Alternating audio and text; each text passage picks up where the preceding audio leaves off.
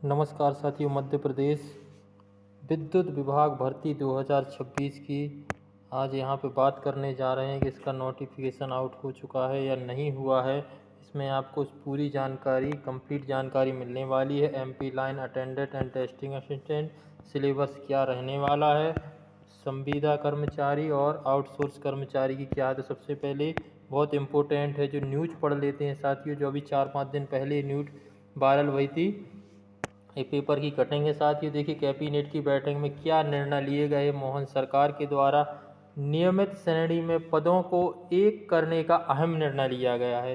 जो नियमित श्रेणी होती है उनमें पदों को एक करने की अहम निर्णय लिया गया। इसमें स्थायी कर्मचारी हो सकते हैं, अस्थायी कर्मचारी में भेद खत्म किया गया है। लेकिन 1.5 लाख क्या है, पदों पर आगे भर्ती नहीं होगी। क्या होगी? इनमें 1.5 लाख पदों पर आगे भर्ती नहीं होगी। कांग्रेस सरकार की दैनिक वेतनभोगी कर्मचारी और शिवराज सरकार की स्थायी कर्मी नीति होगी समाप्त। क्या होगी? स्थायी कर्मी की नीति क्या होगी? समाप्त। इसमें क्या लिखा? भविष्य में इन पर नहीं होगी कोई भर्ती। क्या लिखा? भविष्य में इन पर नहीं होगी नई भर्ती। अब नियमित, संविदा और आउटसोर्स ही रहेंगे। जो अभी नियमित के कर्मचारी हैं और संविदा के और आउटसोर्स पर, इन तीनों का कैडर बनाया जा रहा है। इन तीनों पर ही कर्मचारी रहने वाले हैं। जो भोपाल से खबर निकल के आई थी, क्या थी? सरकार ने नियमित पदों में आने वाली स्थायी अस्थायी पदों के बीच भेद क्या कर दिया? खत्म कर दिया गया। निर्णय लिया गया कि नियमित श्रेणी में आने वाले अस्थायी पदों की स्थायी पदों में मर्ज किया जाएगा। जो अस्थायी, उनको स्थायी में मर्ज किया जाएगा। इन पर कोई वित्तीय भार नहीं आएगा। और वित्तीय भार भी है जो शासन पर, इसका वित्तीय भार नहीं आएगा, क्योंकि नियमित श्रेणी में अस्थायी पदों पर सेवा देने वाले कर्मचारियों को भी नियमित में समान सुविधा मिलेगी। जो अस्थायी है उनके लिए भी नियमित जैसी समान सुविधा मिलेगी। इस पर निर्णय में हजारों कर्मचारियों की आने वाली कानूनी अड़चनें खत्म हो जाएंगी। वही सरकार ने दैनिक वेतनभोगी कर्मचारियों के स्थायी कर्मी और आकस्मिकता श्रेणी के 2.5 से 3 लाख पदों को हमेशा के लिए क्या कर दिया गया? खत्म करने का निर्णय लिया है। ये पर इन सब सेवा देने वाले कर्मचारियों की सेवानिवृत्त होने के साथ ही खत्म होंगे। अभी सेवानिवृत्त के बाद इन पर भर्तियां होती थीं, इन पर भर्तियां हो जाती थी। अब इन पर भर्तियां नहीं होगी। जो जिनकी सेवा, जैसे कोई कर्मचारी, सरकारी कर्मचारी, वो सेवानिवृत्त हो गया है, तब उस पर नई भर्तियां लागू नहीं होगी। उस पर क्या होगा? नियमित, संविदा या आउटसोर्स श्रेणी है भी के कहलाएंगे। इन पर आउटसोर्स कर्मचारी क्या कर ली जाएगी? भर्ती कर ली जाएगी। जी मोहन सरकार का निर्णय लिया गया है अभी के 1.5 लाख कर्मचारियों के पद क्या करने जा रही है? समाप्त करने जा रही है। इनमें 3 कैडर होंगे साथियों। एक तो होंगे नियमित, और एक होंगे क्या? संविदा। एक होंगे संविदा और एक क्या होंगे? आउटसोर्स। राइट साथियों, क्या होंगे? आउटसोर्स। अब इसके बाद जो भर्ती में अभी जो 2-3 दिन बाद फिर एक न्यूज़ निकल के आएगी। उस कैबिनेट के फैसले के बाद वित्त विभाग में नियम जारी किए कि आउटसोर्स निजी एजेंसियों के कर्मचारी को 2027 तक खत्म करने की तैयारी। 2-3-4 दिन पहले की वो न्यूज़ है साथी, और उसी के बाद ये न्यूज़ निकल के आती है कि आउटसोर्स की निजी एजेंसियों के कर्मचारियों की 2027 तक खत्म करने की तैयारी चल रही है। मोहन सरकार के कैबिनेट में प्रदेश में कर्मचारियों की श्रेणी में किए जाने वाले वित्त विभाग में इससे आदेश जारी किए हैं कि इसमें आउटसोर्स कर्मचारी की नियुक्ति निजी एजेंसियों के माध्यम से की जाएगी।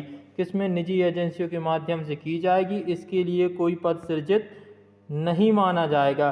कि अभी जो आउटसोर्स कई ऐसी संस्थाएं हैं जहां पे आउटसोर्स के द्वारा भर्ती कर ली जा रही, वहां पे सरकारी पद नहीं था, वो पद खाली है, तो वहां पे क्या आउटसोर्स के पद रख के भर्तियां कर ली जाती। पर अब ऐसा नहीं होगा। वहाँ पे क्या होगी? नियमित भर्ती होगी। आउटसोर्स सेवाएं में मार्च 2027 तक चरणबद्ध रूप से समाप्त कर नियमित भर्ती की जाएगी। वहाँ पर क्या की जाएगी? नियमित।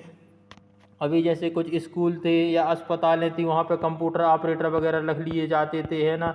कुछ विभाग ऐसे हैं, विद्युत विभाग के हैं, जहाँ पे ऑपरेटर की भर्ती निकाल कर आउटसोर्स में तब्दील कर ली जाती, तो भर्ती कर ली जाती। अब ऐसा नहीं होगा। ये पद आउटसोर्स के थ्रू नहीं, किसके? नियमित थ्रू पर भर्ती की जाएगी। इस आउटसोर्स को लेकर सरकार ने फैसले के बाद अब तीनों विरोध अब इसका विरोध शुरू किया है कि आउटसोर्स अधिकारी या कर्मचारी आंदोलन की रणनीति बनाने में जुट गए हैं। जो इसके कर्मचारी हैं क्या कर रहे हैं, अब आंदोलन करने की तैयारी में जुट गए हैं। अपर मुख्य सचिव वित्त विभाग मनीष रस्तोगी ने बताया कि कई विभाग में नियमित पदों के विरुद्ध आउटसोर्स पदों पर नियुक्ति की परमिशन मांगी थी, जो कि पूर्व में दी गई, जो क्या थी, पूर्व में ही दे दी गई थी सरकार द्वारा कि आप आउटसोर्स कर्मचारी की भर्ती कर लोगे। लेकिन अब ये नियम निकल के ये आ रहा है कि 2027 तक भविष्य में ज़रूरत होने पर मार्च 2027 के बाद नियमित पदों पर ही भर्ती की जाएगी। अब क्या होगी, इन पर नियमित भर्ती ही की जाएगी। फिर क्या कहा गया, कैबिनेट के फैसले के बाद वित्त विभाग द्वारा राज्य शासन के विभिन्न विभागों में कार्यरत कर्मचारी की श्रेणी को लेकर नए नियम और दिशा निर्देश जारी किए। क्या कर दिए गए, दिशा निर्देश जारी किए हैं। सोमवार को जारी निर्देशों के अनुसार राज्य शासन में कार्यरत कर्मचारी के पदों की स्थायी, अस्थायी, संविदा, कार्यभारित, आकस्मिकता निधि में आउटसोर्स और अंशकालीन श्रेणियों में स्पष्ट रूप से वर्गित किया गया।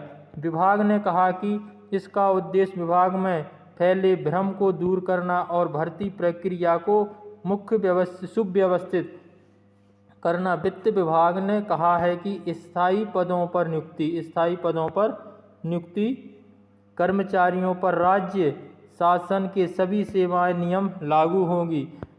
जनवरी 2005 से पूर्व नियुक्त कर्मचारियों के लिए पुरानी पेंशन योजना तथा इसके बाद नियुक्ति कर्मचारियों के लिए राष्ट्रीय पेंशन योजना लागू की जाएगी। अब इसमें क्या कहा है कि संविदा और आउटसोर्स कर्मियों को लेकर नियम क्या बनेंगे कि शासन ने स्पष्ट किया है कि संविदा पदों की नियुक्ति केवल निर्धारित अवधि के लिए होगी। इसमें एक निर्धारित अवधि तय कर दी जाएगी, उसके आधार पर ही इनकी भर्ती होगी इन पदों पर, तथा इन पर अनुशासनात्मक कार्यवाही तथा सेवा समिति संबंध नियम लागू होंगे। आउटसोर्स कर्मचारियों की नियुक्ति निजी एजेंसियों के माध्यम से की जाएगी और इसके द्वारा कोई पद सृजित नहीं माना जाएगा। आउटसोर्स सेवाएं मार्च 2027 तक चरणबद्ध रूप से समाप्त कर नियमित भर्ती की जाएगी। क्या कर दी जाएगी, यहाँ पर नियमित भर्ती कर दी जाएगी। तो ये अहम फैसला लिया गया शासन के द्वारा कि 2027 तक मार्च में। अब देखिए जैसे स्कूलों में भी कई कर्मचारी आउटसोर्स के द्वारा लगा दिए गए हैं, अस्पतालें हो जाती हैं, कई ग्राम पंचायतों में भी ऐसे कुछ कर्मचारी हैं जो आउटसोर्स पर भर्ती कर ली जाती, वहाँ पे स्थायी पद खाली हुआ, अब वहाँ पे कर्मचारी नहीं हैं तो सरकार द्वारा स्वीकृत वो पद करवा लेते हैं और किसके, आउटसोर्स का वहाँ पे पद के द्वारा भर्ती करा ली जाएगी। तो अब ये इसके लिए सब क्या सरकार बंद करने जा रही है कि 2027 तक इनके लिए सब बंद कर दो और सब पे क्या करो आप, नियमित भर्ती की जानी है। तो इसी के कारण ये भर्तियां लेट हो रही हैं। लेकिन जो अपने मध्य प्रदेश की विद्युत विभाग की भर्ती है, एमपी की लाइनमैन की जो भर्ती है, टेस्टिंग असिस्टेंट की भर्ती है, अभी जनवरी में आने वाली भर्ती है साथियों, है ना।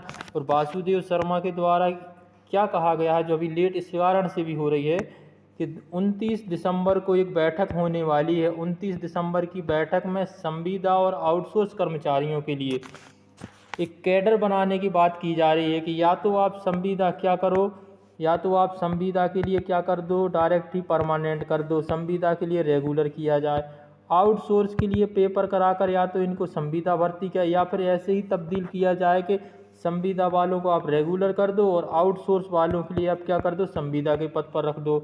या फिर आउटसोर्स के लिए क्या किया जाना चाहिए, अभी 2-3 महीने एक न्यूज़ निकल के आई थी साथियों,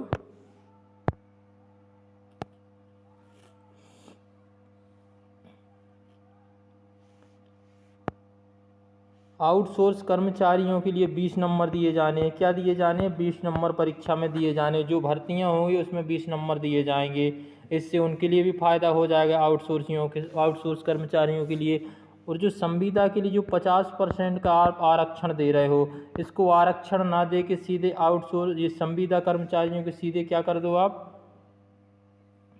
क्या कर दो कि आप सीधे इनको नियमित पद दे दो, तो इनके लिए नियमित किया जाना चाहिए। इस प्रकार से अभी इस पर बहस चल रही है, इस कारण से ये भर्तियां अभी डिले हो रही हैं। राइट साथियों, जो अभी आउटसोर्स हैं, जो सभी संविदा कर्मचारी, इनके लिए रेगुलर कहे जाने की बात चल रही है। और जो आपका सिलेबस है इसमें कोई हेर फेर नहीं हुआ है। साथ ही जो सिलेबस रहने वाला है वो आपका यथावत है। जो आपका सिलेबस दिया गया था MP लाइन असिस्टेंट का और सब स्टेशन अटेंडेंट का, इसमें इंजीनियरिंग ड्राइंग है, वर्कशॉप कैलकुलेशन है, DC मशीन है, अर्थिंग है, मैंसुरेशन है, इलेक्ट्रिकल कंपोनेंट है, इंडक्शन मोटर है और केबल है। और इसमें नोट्स में भी साफ लिखा गया है कि आपने जो 2 ईयर में जो परीक्षा में जो आपने पढ़ा है 2 ईयर में, वो अभी आपके लिए पूरा कंप्लीट सिलेबस पूछा जाएगा आपकी ऑनलाइन परीक्षा में। इसमें साफ लिख दिया गया है, the above syllabus indicate the nature and candidate are advise to cover. आपको एडवाइस दी जाती है कि the topic under academic cover, जो सभी टॉपिक आप कवर कर लो। कैरिकुलम सेशनल क्वालिफिकेशन था, आपने जो क्वालिफिकेशन में आपने जो 2 साल में पढ़ा है वो पूरा का पूरा कहीं से भी आपसे पूछ सकते हैं। ऐसे नहीं कि आपको जो 8 टॉपिक दिए गए हैं उसी में से पूछा जाएगा। आपका रेशो रहने वाला है जो परीक्षा का आपका 60+40 का रहने वाला है। ठीक है साथियों। और जो अभी आपने देखा होगा कि इसी में आपकी टेस्टिंग असिस्टेंट भी है और MPPGCL के द्वारा ही भर्ती निकाली गई है, उसमें 75+25 का रेशो होने वाला है। आपकी MPTO की भर्ती है, उसमें भी 75+25 का रेशो है। 75 नंबर की आपकी क्या आएगी, इसमें थ्योरी आएगी और 40 नंबर का आपका क्या आएगा, नॉन टेक आएगा। और आपका जो लाइनमैन का है इसमें 40 नंबर में आपकी maths, reasoning, GK all total सभी टॉपिक इसमें कवर किए गए हैं साथियों।